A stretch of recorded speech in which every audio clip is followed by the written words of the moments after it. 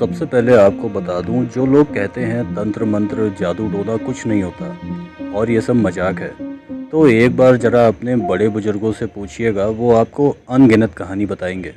एक दो कहानी मुझे भी शेयर करना, मैं यहाँ से सुनाऊंगा। अब कहानी के बारे में आपको बताता हूँ। अंकित की नई नई गाज़ियाबाद में नौकरी लगी है। सॉफ्टवेयर इंजीनियर हैं, साइंस को काफ़ी मानता है और भूत प्रेत की बात तो इससे करना भी मत। एक से बढ़कर एक तर्क देता है, भूतों की थ्योरी को नहीं मानता है। एक बार ऑफिस में देर तक काम करके अपने घर वापस जा रहा था। घर अभी किराए का ही है।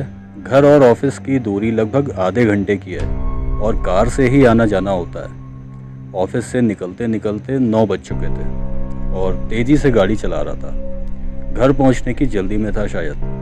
अंकित देखता है कि चौराहे पर लाल कपड़े में कुछ सामान बंधा हुआ रखा है, रोड के बिल्कुल बीचों बीच।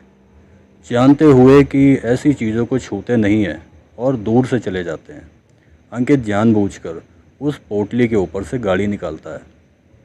आप ऐसा कभी मत करना जैसा अंकित ने किया। घर पहुंचकर खाना वाना खाने के बाद हॉल में टीवी देखने लगता है। थोड़ी देर बाद घर की घंटी बजती है। अंकित सोचता है कि कौन होगा इस वक्त। कोई दोस्त भी घर नहीं आता और रात में तो बिल्कुल नहीं। गेट खोलने पर अंकित को कोई नहीं मिलता।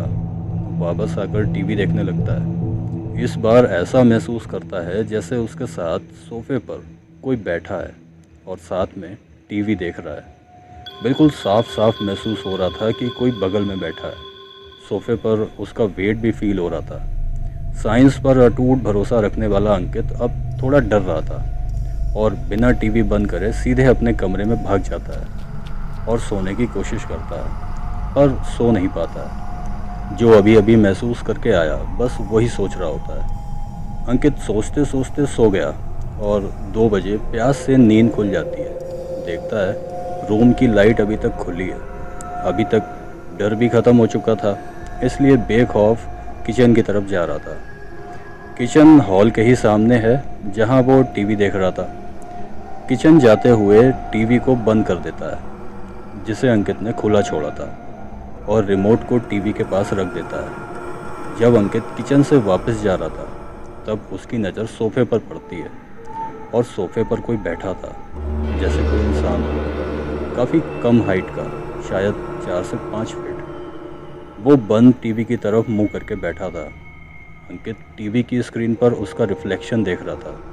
चेहरा साफ साफ नहीं दिख रहा था, पर अंकित उसके चेहरे पर एक डरा देने वाली मुस्कान देख रहा था। अंकित अंदर तक सहम गया था, पसीने से लथपथ। भागना चाहता था पर कुछ कर नहीं पाया। उसे भूत कहें या प्रेत कहें, अंकित टीवी पर उसका रिफ्लेक्शन देख रहा था।